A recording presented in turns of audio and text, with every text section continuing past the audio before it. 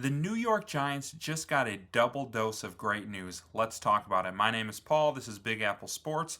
Tune in daily for the latest news, insights, analysis. If you're a fan of Giants football, this is the channel for you. So don't miss out. Take just a quick second, hit the subscribe button. Does me a huge solid. And with football season almost here, it's time for Giants Nation to gather together, share our thoughts, share our opinions, and there's no better place to do it than Big Apple Sports. So just subscribe, you won't regret it. And let's dive right on into it. So I'm sure many of you saw this news today, but I'm going to tell you why this is actually massive for the New York Giants. It's easy to think like, oh, whatever, they just sold a tiny portion of the team to somebody who's not going to have any control. But it's actually a really big deal. For one, I mean, it's nice to know that the Giants are worth $10 billion and are viewed as one of the most valuable organizations in sports. Of course, comes with the New York market, such a big franchise and a large fan base. Obviously, they're going to be valuable. But if you look at the very bottom of this article, and this is what not a lot of people are talking about, it mentions that the purpose of this is to provide an influx of cash into the operation. Like the Maras weren't looking to give up any team control. They didn't want like a partner to help them with the football operations. Maybe some of you want that. But what they want is more money to spend on the organization, and that is exactly what Giants fans should want to hear. And I think one team to look at that I think the Giants may follow a similar suit is what the Broncos did recently when like the Walmart owners purchased the Broncos. When Sean Payton was kind of asked about what he thinks makes up a good team, and this is Super Bowl winner Sean Payton, who's already winning in Denver. He's an all-time great coach, and he mentions it obviously starts with a quarterback, good O-line, you need a head coach, but then he goes on to say you need to have good ownership and owners that are willing to spend money. Because not only is ownership important, for one, you look at Jerry Jones and you're like, okay, obviously owners matter. Like Jerry Jones is just destroying the Cowboys. Thank goodness we don't have him. But some owners, like the Broncos owner, actually contribute a ton to the success of the organization. So since the Walmart people bought the Broncos, they've built, I think, let me see if I can pull it up here. This article's being kind of weird. Sorry, stay with me a second. A lot of the article is cut off, so I don't think it's going to work. But the point is, they bought a giant new state-of-the-art facility. They've been spending tons of money on nutritionists and just improving the sports science that goes into it. They have just cutting edge state-of-the-art researchers.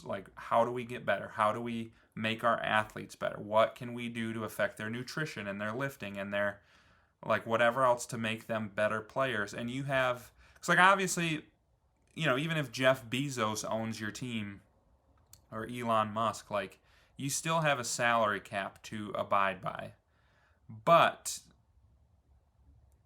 there's no salary cap on improving your team's facilities and making it better, a better team to play for. And then you do get a lot of owners who aren't willing to spend the money to keep their elite players. And you see, and I think the Broncos just gave Nick Bonito a new contract either yesterday or today. They just paid Zach Allen. They are spending the money to keep their players. They are built to continue to win going forward. And I think this influx of cash can do the same things for the Giants. Getting they get $1 billion for doing this. You can do a lot with $1 billion. So I expect, for one, I think the Giants are going to be able to pay all their big time contracts moving forward. I'm sure when Malik Nabers is eligible, he's going to get a massive deal. They probably watched a little bit of Jackson Dart and were yeah, we're going to have to give him the bag in a few years. And obviously Dexter Lawrence, Brian Burns, Abdul Carter, you name it. Like, they have a really good core of elite talent that they're going to want to keep, and they have the money to do that. They have the money to improve their facilities. Something that's kind of become big in recent years is the NFLPA puts out like their player rankings, like grades. The team, like the players on each team, grade the food, the way their family's treated, the facilities, their strength and conditioning coach. And players look at this, and you see like some of these teams that are just getting super low grades are going to have a tough time getting free agents unless they just pay them an arm and a leg.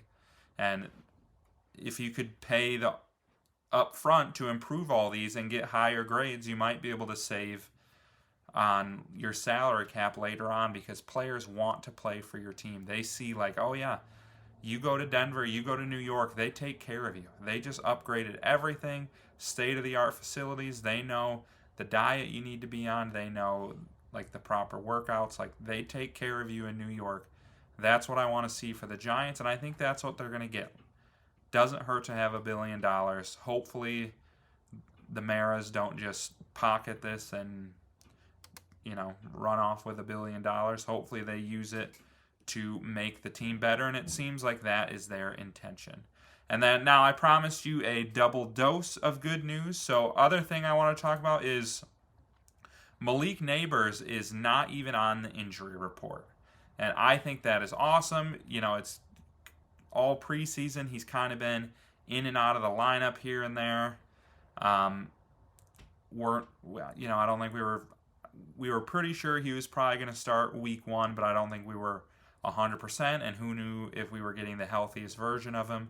But he's not even on the injury report. He's going to be 100% going into that matchup, and it's a huge one because, like, if there's one way the Giants can exploit the Commanders, it is through Malik Nabers. I mean, for one, they can pretty much exploit any team through Malik Nabers. He is a dog, and there's not a corner in the league who can cover him.